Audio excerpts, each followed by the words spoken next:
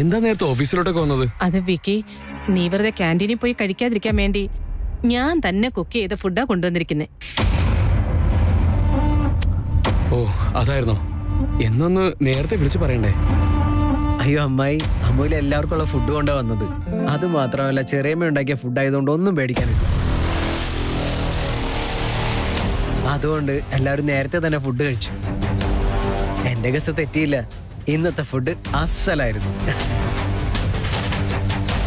വിക്കി boss, Siddharth sir, കൈ കഴുകാതെ ഉണങ്ങിപ്പോയാ കല്യാണം നടക്കാൻ വൈകുമെന്ന് അമ്മ പറഞ്ഞിട്ടുണ്ട്. നമുക്ക് വേഗം പോയി കൈ കഴുകാം. വാ വാ വാ വാ.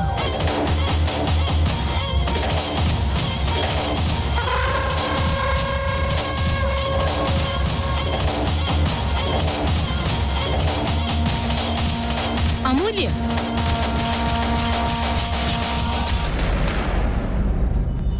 ഇത് നിനക്കുള്ള ലാസ്റ്റ് വാണിംഗ്. ഇനി മേലാൽ നിങ്ങളുടെ വൃത്തികെട്ട മെസ്സിൽ നിന്ന് ഓഫീസിലേക്ക് ഫുഡ് കൊണ്ടുവരാൻ പാടില്ല. അതെനിക്കിഷ്ടമല്ല. എന്റെ മക്കൾക്കൊക്കെ ഒരു സ്റ്റാൻഡേർഡ് ഉണ്ട്, അത് നശിപ്പിക്കാമെന്ന് നീ വിചാരിക്കണ്ട. സ്റ്റാൻഡേർഡ് ആയിട്ടുള്ള എന്താണ് മേഡം എന്നിൽ നിന്ന് എക്സ്പെക്ട് ചെയ്യുന്നത്?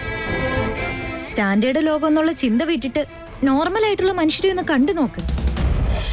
എല്ലാവർക്കും നല്ല സന്തോഷം ഉണ്ടാവും, എല്ലാവർക്കും നല്ല ആരോഗ്യം ഉണ്ടാവും. നമ്മൾ കഴിക്കുന്ന ഭക്ഷണത്തിന് പണക്കാരനെന്നോ പാവപ്പെട്ടവനെന്നോ ഇല്ല. അതിന് രുചി മാത്രമാ വേണ്ടത്. നല്ല രുചിയുള്ള ആഹാരം നൽകിയ അത് കഴിക്കുന്നവരുടെ മനസ്സിൽ സ്നേഹം ഉണ്ടാവും. അതെന്റെ അമ്മയുടെ കൈകൾക്കുണ്ട്. അതുകൊണ്ടാണ് അത് കഴിക്കുന്ന ആൾക്കാർക്ക് സ്നേഹം ഉണ്ടാവുന്നത്. അതൊന്നും മനസ്സിലാവാൻ വഴിയില്ല. എന്റെ ഓഫീസിൽ വന്ന് നിന്ന് എന്നെ നേരെ കുറയ്ക്കരുത്. എന്റെ മക്കളെയൊക്കെ ഞാൻ നല്ല നിലയിലാണ് വളർത്തിയിരിക്കുന്നത്, അല്ലാതെ നിന്റെ അമ്മയെ പോലെ റോഡിലിട്ടൊന്നും അല്ലേ.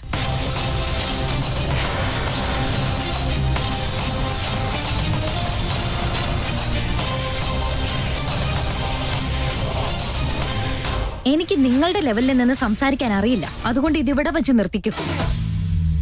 എന്റെ അമ്മയെക്കുറിച്ച് ആവശ്യമില്ലാത്തത് പറഞ്ഞ ഞാൻ മിണ്ടാതിരിക്കുമെന്ന് വിചാരിക്കണ്ട. എന്റെ സ്വഭാവം മാറിയ ഇതുപോലെ ആയിരിക്കില്ല. ഡി, ഞാൻ ആരാണെന്ന് നിനക്ക് നന്നായിട്ട് അറിയാലോ. എന്നോട് അധിക പ്രസംഗം കാണിക്കരുത്. എന്റെ ഓഫീസിൽ നിന്ന് എന്നോട് റെസ്പെക്ട് ഇല്ലാതെ സംസാരിക്കുന്നു. റെസ്പെക്ട് വെറുതെ അങ്ങോട്ട് മാത്രം കിട്ടുന്ന ഒന്നല്ല. എന്നെ നിങ്ങൾ റെസ്പെക്ട് ചെയ്യുന്നില്ലെങ്കിൽ എന്നിൽ നിന്ന് അത് കിട്ടാനും പോകുന്നില്ല. മക്കളെ വേറെ ഏതോ രീതിയിൽ വളർത്തിയെന്ന് പറഞ്ഞില്ലേ, അത് മാത്രം എനിക്ക് വിശ്വസിക്കാൻ പറ്റുന്നില്ല. നിങ്ങൾ വളർത്തിയതുപോലെ നിങ്ങളുടെ മക്കൾ വളർന്നെങ്കിൽ അവര് നിങ്ങളെ പോലെയല്ലേ ആവേണ്ടത്. പക്ഷെ അവരാരും നിങ്ങളെ പോലെ മനസ്സിൽ വിഷം നിറച്ചല്ല ജീവിക്കുന്നത്. എന്റെ വീട്ടില് നിങ്ങളുടെ വീട്ടിലെ പോലെ പണം ഉണ്ടാവില്ലായിരിക്കും, പക്ഷെ സംസ്കാരത്തിനും സ്നേഹത്തിനും യാതൊരു കുറവുമില്ല. ശരിയാണ്, ഞങ്ങളെ വളർത്താൻ അവർ ഒരുപാട് കഷ്ടപ്പെട്ടു, പക്ഷെ സംസ്കാരത്തോടെ വളർത്തിയത്. ഞങ്ങൾ ആരെ നിന്ദിക്കാറില്ല. നിന്റെ അമ്മയുടെ യോഗ്യതയൊന്നും എന്നെ പഠിപ്പിക്കേണ്ട ആവശ്യമില്ല. അവരെങ്ങനെയുള്ള സ്ത്രീയാണെന്ന് എനിക്ക് നന്നായിട്ടറിയാം. അവര് പെമ്മക്കളെ വളർത്തിയത് പണക്കാരായി വീട്ടിലെ ആൺകുട്ടികളെ വലവീശി പിടിക്കാൻ വേണ്ടിയല്ലേ. അതെനിക്ക് നേരത്തെ അറിയാവുന്ന കാര്യമാണ്.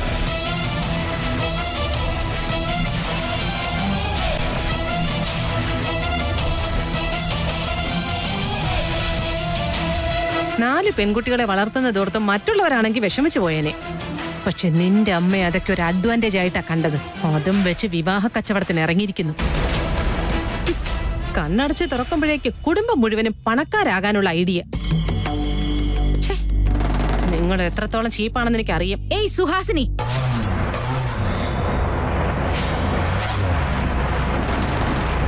ഇനി ഒരു വാക്ക് പോലും എന്റെ അമ്മയെക്കുറിച്ച് നിങ്ങൾ തെറ്റായിട്ട് പറഞ്ഞ ഞാനായിരിക്കില്ല, എന്റെ കൈയായിരിക്കും സംസാരിക്കുന്നത്. ഒരിക്കൽ ഞാൻ നിങ്ങൾ അറിയാതെ ഒന്ന് കൈവച്ചു, പക്ഷെ അറിഞ്ഞുകൊണ്ട് കൈവയ്ക്കാൻ എനിക്കൊരു മടിയുമില്ല.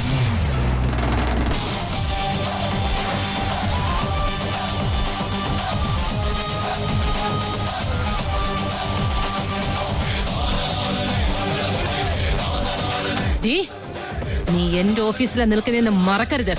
ഞാൻ നിൽക്കുന്നത് എവിടെയാണോ അത് എന്റെ സ്ഥലമോ. എനിക്കിവിടെ ഇപ്പോ ആരുടെ ഇൻഫ്ലുവൻസിന്റെ ഒരു ആവശ്യവും. അതുമാത്രമല്ല, ഇത് വേദാന്തിന്റെ ഓഫീസാ. അദ്ദേഹം കഷ്ടപ്പെട്ടുണ്ടാക്കിയ കമ്പനിയാ ഇത്. ആ ക്രെഡിറ്റ് വളരെ ഈസി ആയിട്ട് തലയിലെടുത്ത് വെക്കാന്ന് വിചാരിക്കണ്ട. നിങ്ങളുടെ ഓപ്പോസിറ്റ് നിൽക്കുന്നത് അമൂല്യാണെന്ന് മറക്കരുത്. വലിയ സ്ഥാനങ്ങളിൽ ഇരിക്കുന്നവർക്ക് വലിയ മനസ്സുണ്ടാവണം. അങ്ങനെയുള്ളവരെ ജനം സ്നേഹത്തോടെ കൈകൂപ്പും. പക്ഷെ അതിനൊരു യോഗ്യതയില്ലെങ്കിലും സ്വയം വലിയ ആളാണെന്ന് പറഞ്ഞു നടന്ന ജനങ്ങൾ മാത്രമല്ല, ഒരു പട്ടി പോലും മൈൻഡ് ചെയ്യില്ല.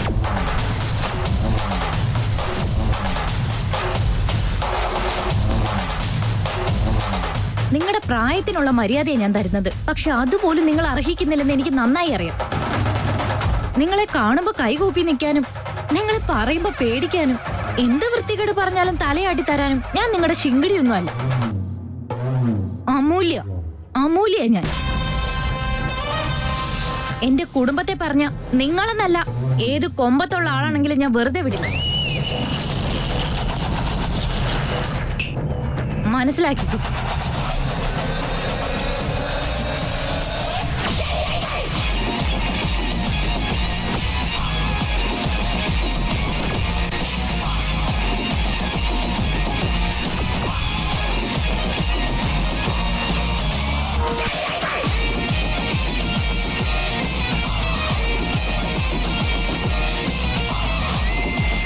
ഈ സുഹാസിനെ കൺട്രോൾ ചെയ്യാൻ റൗഡി കൊച്ചിനായിരിക്കും നല്ലത്. അവർക്കെതിരെ ഒരു പേടിയില്ലാതെ നിൽക്കാൻ അമ്മൂലയ്ക്ക് മാത്രമേ പറ്റുള്ളൂ. അമ്മുവാണ് ചേട്ടന്റെ ഭാര്യയായിട്ട് വരുന്നെങ്കിൽ സുഹാസിനിൽ നിന്നും ചേട്ടനെ രക്ഷിക്കുന്നത് അത്ര ബുദ്ധിമുട്ടുള്ള കാര്യമല്ല. സുഹാസിന് അത്രയും ഡേഞ്ചർ ആണെങ്കിൽ ഈ റൗഡി കൊച്ച് അവള് പഠിച്ച സ്കൂളിലെ ഹെഡ് മാസ്റ്ററാ.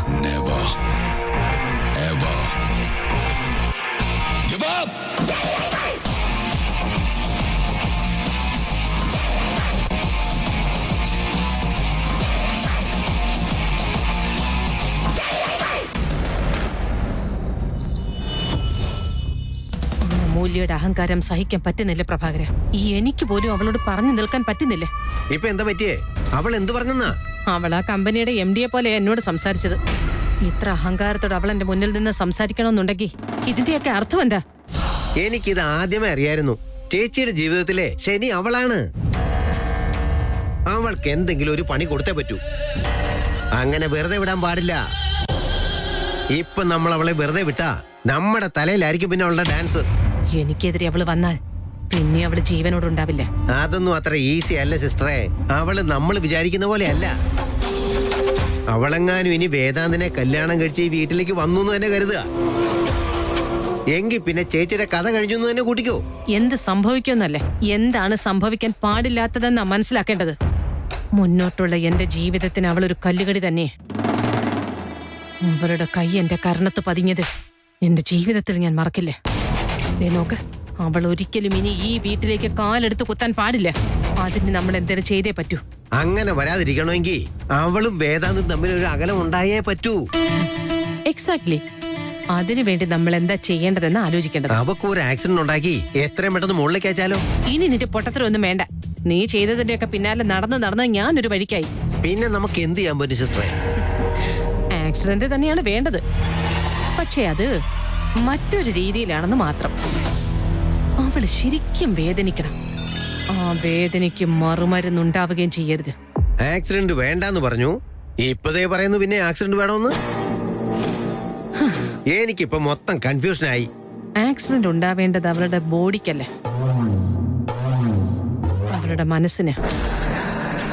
അവള് വേദാന്തിനെയല്ല വിവാഹം ചെയ്യേണ്ടത്. മറ്റൊരു പയ്യനുമായി അവളുടെ വിവാഹം നടക്കണം. അവൾ അതിന്റെ വേദനയിൽ ഓരോ നിമിഷവും നീറി മരിക്കണം. ചേച്ചി ഒരു കില്ലാടിയാണെന്ന് എനിക്കറിയാം. പക്ഷെ ചേച്ചിയുടെ മനസ്സിൽ ഇത്രയും ക്രിമിനൽ ബുദ്ധി ഉണ്ടാവുമെന്ന് എനിക്കറിയില്ല. ചേച്ചി ഒരു സംഭവം തന്നെയാണേ.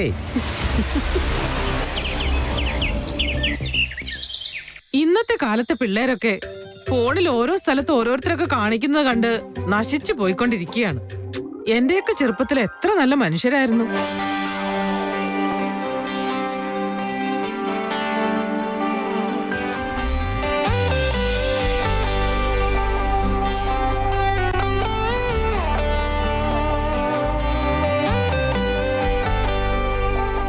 എന്താ മോനെ വിക്കി, ഇതെന്താ ഒരു പുതിയ ശീലം? മനസ്സിൽ എന്തെങ്കിലും വിഷമമുണ്ടോ? ഞാനിപ്പോ പഴയതുപോലെ ഒന്നല്ല മുത്തശ്ശി. അതെനിക്കറിയാം മോനെ. നീ ആശുപത്രിയിൽ നിന്ന് വന്നതിന് ശേഷം സംസാരവും ബഹളവും ഒക്കെ കുറഞ്ഞിട്ടുണ്ട്. എന്തു പറ്റി മോനെ? ഹോസ്പിറ്റലിൽ നിന്ന് ഡിസ്ചാർജ് ആയ ഉടനെ തന്നെ എല്ലാവർക്കും തുള്ളി കളിക്കാനൊക്കെ പറ്റുമോ? മുത്തശ്ശിയുടെ ഒരു കാര്യം. ആരുടെ ദൃഷ്ടി പതിഞ്ഞതാണോ എന്തോ, ഈ വീട്ടില് നടക്കാൻ പാടില്ലാത്തതൊക്കെ നടന്നു. ഇത് രാക്ഷസിയുടെ ദൃഷ്ടി പതിഞ്ഞ മുത്തശ്ശി. ഒരു ദുഷ്ടിയായ രാക്ഷസിയുടെ ദൃഷ്ടി. രാക്ഷസിയുടെ ദൃഷ്ടിയോ? അതെ മുത്തശ്ശി.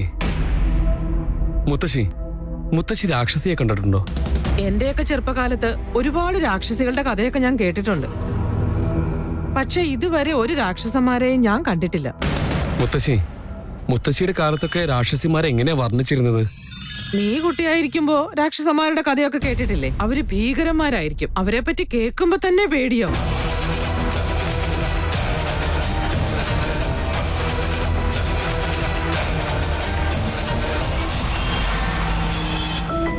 എന്നാലും പണ്ടുകാലത്തെ രാക്ഷസന്മാരായിരുന്നു നല്ലത്. അവരെ കാണുമ്പോ തന്നെ രാക്ഷസന്മാരാണെന്ന് മനസ്സിലാവുമെങ്കിലും ചെയ്യുമല്ലോ. പക്ഷേ ഇന്നത്തെ കാലത്തെ രാക്ഷസന്മാരൊക്കെ മനുഷ്യരുടെ രൂപത്തിലാണല്ലോ ജീവിക്കുന്നത്. എന്നാലും അവരുടെ മനസ്സ് മുഴുവൻ രാക്ഷസന്മാരെ പോലെയുള്ള ചിന്തകളായിരിക്കും.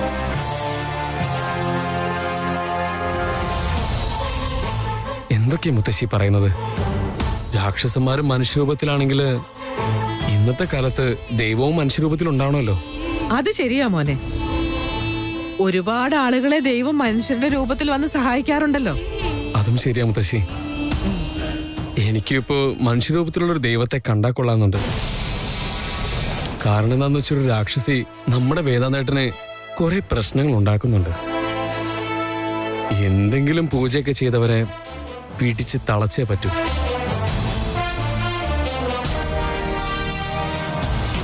എന്താ വിക്കി, നീ പറയുന്നതൊന്നും എനിക്ക് മനസ്സിലാവുന്നില്ല. ഏതാ രാക്ഷസി? ആ രാക്ഷസി കാരണമാണ് നമ്മുടെ ചേട്ടന്റെ കല്യാണം നടക്കാത്തത്. നമ്മുടെ ചേട്ടന്റെ അടുത്തൊരു ഏഞ്ചല് വന്നു കഴിഞ്ഞാൽ ആ ഏഞ്ചല് ആ രാക്ഷസിയെ നശിപ്പിക്കില്ലേ? അങ്ങനെ ചേട്ടന് രക്ഷപ്പെട്ടാണ്. നീ ഇത് ആരെ കുറിച്ചാ വിക്കി സംസാരിക്കുന്നത്? സുഹാസിനിയെ കുറിച്ചാണോ?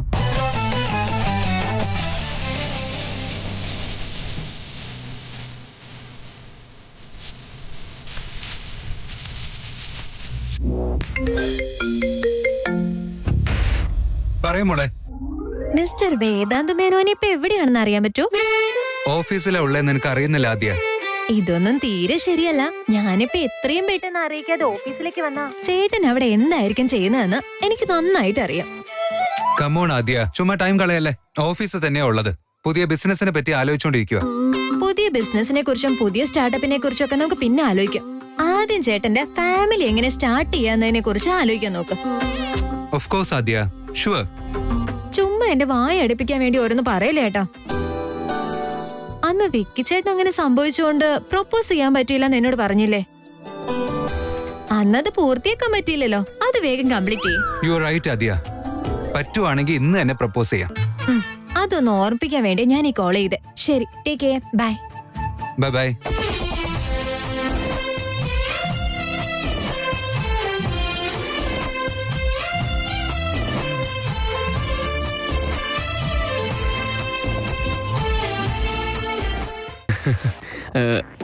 അല്ല മുത്തശ്ശി, മുത്തശ്ശിക്ക് എന്താ പറ്റിയേ? ഞാനെന്തിനാ മദറിന്റെ രാക്ഷസി എന്നൊക്കെ വിളിക്കുന്നേ? ഇപ്പൊ കുറച്ചായിട്ട് മുത്തശ്ശിക്ക് തമാശക്ക് കൂടുന്നുണ്ട്. പിന്നെ നീ ആരെ കുറിച്ചാ ഈ പറഞ്ഞത്? അത് പിന്നെ ഞാൻ ചേട്ടനിങ്ങനെ തലയിൽ ഓരോന്നിങ്ങനെ ആലോചിച്ച് വെച്ചിട്ടില്ലേ, അതിനെ കുറിച്ചാണ് ഞാൻ പറഞ്ഞത്. ചേട്ടൻ വിവാഹം ചെയ്ത് ചേട്ടന്റെ ദേവതി വീട്ടിലേക്ക് വന്നു കഴിഞ്ഞാല് ചേട്ടന്റെ ആവശ്യമില്ലാത്ത ചിന്തകളൊക്കെ മാറുമല്ലോ എന്നാ ഞാൻ വിചാരിച്ചേ. അവൻ ഇങ്ങനെയൊക്കെ ചിന്തിക്കുന്നതിന് കാരണം തന്നെ സുഹാസിനിയാണ്. അവള് കാരണമാണ് അവന്റെ ജീവിതത്തിൽ ഇന്ന് വരെ ഒരു പെണ്ണുണ്ടാവാത്തത്. അല്ലേ? ഞാൻ പറഞ്ഞത് ശരിയല്ലേ മുത്തശ്ശി? അതൊക്കെ ശരി തന്നെയാ വിക്കി. പക്ഷെ അവന് പറ്റിയ ദേവത ആരാ ഇപ്പൊ ഉള്ളത്? നോട്ടി മുത്തശ്ശി, എന്തൊക്കെ ചോദിക്കുന്നേ? ഞാൻ പറഞ്ഞൊന്നും മുത്തശ്ശിക്ക് ഇതുവരെ മനസ്സിലായിട്ടില്ല. ഒന്ന് പഴയ കാര്യങ്ങളൊക്കെ ഒന്ന് ഫ്ലാഷ് ബാക്കിൽ ആലോചിച്ച് നോക്കി.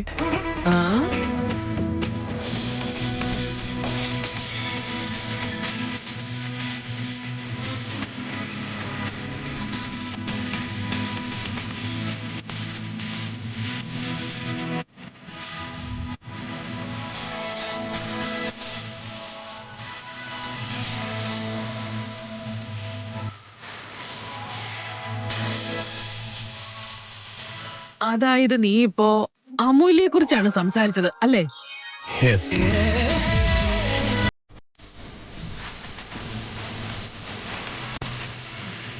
അമൂല്യ വേദാന്തിന്റെ പെണ്ണായിട്ട് ഈ വീട്ടിലേക്ക് വന്ന സുഹാസിനി എന്ന രാക്ഷസിക്ക് ഒരു അന്ത്യം ഉണ്ടാവും.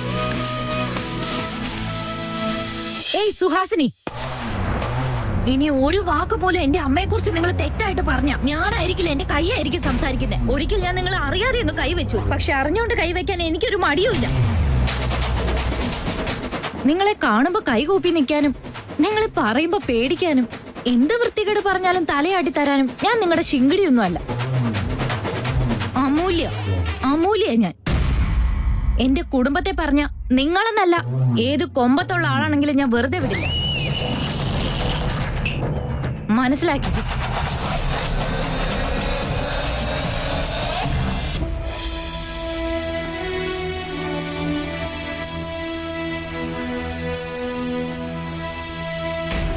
ഇനി മേലാൽ നിങ്ങളുടെ വൃത്തികെട്ട മെസ്സിൽ നിന്ന് ഓഫീസിലേക്ക് ഫുഡ് കൊണ്ടുവരാൻ പാടില്ല. അതെനിക്കിഷ്ടമല്ല. എന്റെ മക്കളെയൊക്കെ ഞാൻ നല്ല നിലയിലാണ് വളർത്തിയിരിക്കുന്നത്, അല്ലാതെ നിന്റെ അമ്മയെ പോലെ റോഡിലിട്ടൊന്നുമല്ല. നിന്റെ അമ്മയുടെ യോഗ്യതയൊന്നും എന്നെ പഠിപ്പിക്കേണ്ട ആവശ്യമില്ല. അവരെങ്ങനെയുള്ള സ്ത്രീയാണെന്ന് എനിക്ക് നന്നായിട്ടറിയാം. അവര് പെമ്മക്കളെ വളർത്തിയത് പണക്കാരായി വീട്ടിലെ ആൺകുട്ടികളെ വലവീശി പിടിക്കാൻ വേണ്ടിയല്ലേ? അതെനിക്ക് നേരത്തെ അറിയാവുന്ന കാര്യം. അമ്മ പറഞ്ഞതെല്ലാം സത്യം തന്നെയാ. ഈ സമ്പന്ന കുടുംബമായിട്ടുള്ള ബന്ധം വലിയ പ്രശ്നം തന്നെയാ. അല്ല, സമ്പന്ന കുടുംബത്തിൽ ജനിച്ചു പോയിന്നോർത്ത് മറ്റുള്ളവരൊന്നും അതിന് യോഗ്യരല്ലെന്നാണ് അർത്ഥം. പണക്കാരെ പോലെ തന്നെയല്ലേ പാവപ്പെട്ടവരും ജീവിക്കുന്നത്? പാവങ്ങളുടെ അധ്വാനം കൊണ്ടല്ലേ ഇവര് പണക്കാരായത്. അവരുടെ കഷ്ടപ്പാട് കൊണ്ട് പണക്കാരായിട്ട് ഇവര് യോഗ്യരല്ലെന്ന് അവർക്ക് എങ്ങനെയാ പറയാൻ പറ്റുന്നത്? ഇത്രയും ആവശ്യമില്ലാത്ത ചിന്തകളൊക്കെ അവർക്ക് ആരാണോ പഠിപ്പിച്ചു കൊടുക്കുന്നത്? ഈ സുഹാസിനെയാണെങ്കിൽ അരമണിക്കൂർ പോലും സഹിക്കാൻ പറ്റുന്നില്ല. ഞാനെങ്ങാനും ആ വീട്ടില് മരുമകളായിട്ട് പോയ ജീവപര്യന്തം തടവ് ശിക്ഷയായിരിക്കും എനിക്ക്. അവര് പകലും രാത്രി ഒന്നും എനിക്ക് ഒരു സമാധാനം തരില്ലെന്ന് ഉറപ്പാ. എന്റെ ദൈവമേ, ഇതൊക്കെ ആലോചിക്കുമ്പോ തന്നെ പേടിയാവുന്നു.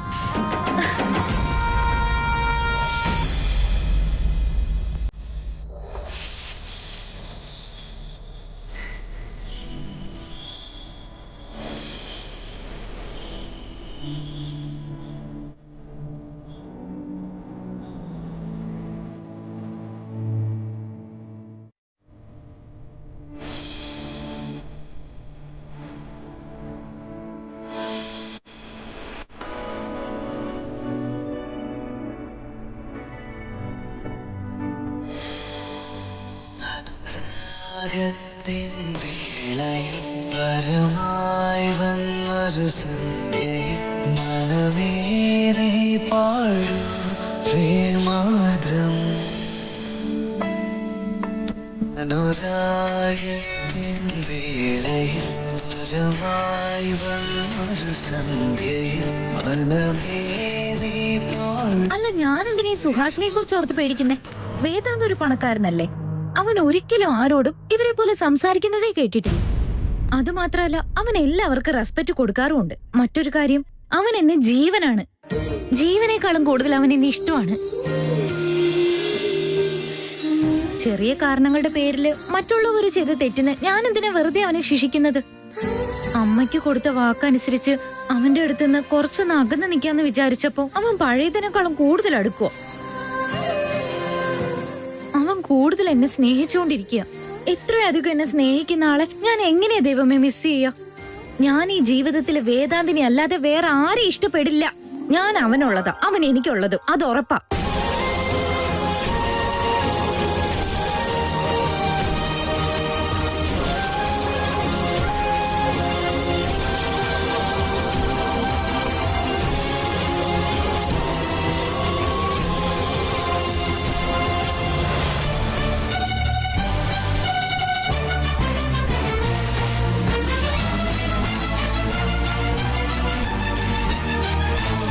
എന്ത് ചെയ്തിട്ടാണെങ്കിലും ചേട്ടനെ റൗഡി കൊച്ചിനെ ഒന്നിപ്പിച്ചേ പറ്റൂ.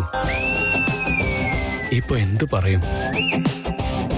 ചേട്ടാ, അമ്മുനെ പോലെ ഒരു നല്ല പെൺകുട്ടിയെ നിനക്കിനി കിട്ടില്ല. അവളാണ് നിന്റെ ജീവിതത്തിലെ ഏഞ്ചൽ. ഇങ്ങനെയൊക്കെ പറഞ്ഞ ചേട്ടൻ അവളെ വിവാഹം ചെയ്യോ? ഹേച്ചി, അത് കൊള്ളില്ല, വർക്കൗട്ട് ആവില്ല. ഇനി ചേട്ടൻ അമൂല്യയോട് ശരിക്കും പ്രണയം ഉണ്ടാകുമോ? ഇത്തരം കാര്യങ്ങളൊക്കെ അന്വേഷിച്ചറിയാൻ ഷെർലക് ഹോംസ് എന്ന് പറഞ്ഞ ആദ്യ. പക്ഷെ അവളോട് ചോദിച്ചിട്ട് പോലും അവളൊന്നും പറഞ്ഞില്ല. ചേട്ടനും അമ്മയിലും തമ്മിൽ എന്തെങ്കിലും റിലേഷൻഷിപ്പ് ഉണ്ടാവുമോ? പിന്നെ എന്തിനായിരിക്കും ചേട്ടൻ എല്ലാ കാര്യത്തിനും അമൂല്യ തന്നെ വിളിക്കുന്നത്? സ്ത്രീകളെന്ന് പറഞ്ഞാൽ ദേഷ്യപ്പെടുന്ന ചേട്ടൻ അമൂല്യ മാത്രം ഒന്നും പറയുന്നില്ല. അതിനർത്ഥം അവര് തമ്മിൽ എന്തോ സംതിങ് ഉണ്ടെന്നല്ലേ? ചേട്ടനോട് ചോദിക്കേണ്ട രീതിയിൽ ചോദിച്ചാലേ ഉത്തരം കിട്ടുള്ളൂ. ഇപ്പോഴാണെങ്കിൽ പഴയതുപോലെ എന്നോട് ഒരിക്കലും ഹാർഷായിട്ടൊന്നും പറയില്ല. യെസ്, ചേട്ടന്റെ മൂഡ് നോക്കി ചേട്ടനോട് സംസാരിച്ചേ പറ്റൂ. ഞാൻ നിങ്ങൾ പറഞ്ഞതൊക്കെ കൺസിഡർ ചെയ്യാം. ആ മിസ്റ്റർ നോയർ, ഞാൻ കുറച്ച് കഴിഞ്ഞിട്ട് വിളിക്കാം. Thank you. ചേട്ടാ, എനിക്ക് പേഴ്സണലായിട്ട് സംസാരിക്കാനുണ്ട്. ആയിക്കോട്ടെ, സംസാരിക്കാം. നമുക്ക് വീട്ടിലേക്ക് പോവാം. അയ്യോ, അത് വേണ്ട. എല്ലാവരും മുമ്പിൽ വെച്ച് സംസാരിക്കാൻ പറ്റില്ല. ഓ, വീട്ടിലെല്ലാരും ഉണ്ടാവുമല്ലേ? ഉം. Okay, no problem. എന്താ കാര്യം? അത് പിന്നെ ചേട്ടാ, നമ്മളൊരു UP കമ്പനിയായിട്ട് ഡീൽ ഉറപ്പിച്ച കാര്യം മറന്നുപോയോ? അവരതിന് കോംപ്ലിമെന്ററി ആയിട്ടൊരു ഹണിമൂൺ പാക്കേജ് ഓഫർ ചെയ്തിട്ടുണ്ട്. പക്ഷെ ഇപ്പൊ അത് ആർക്ക് കൊടുക്കുന്ന ഞാനിപ്പോ ആലോചിക്കുന്നത്. എന്റെ അമ്മൂന്റെ കല്യാണം കഴിഞ്ഞിരുന്നുവെങ്കിൽ ഞങ്ങള് പോവായിരുന്നു. ചേട്ടന് പോവാൻ പറ്റില്ലേ? ഹണിമൂൺ കപ്പിൾസിനുള്ളതല്ലേ?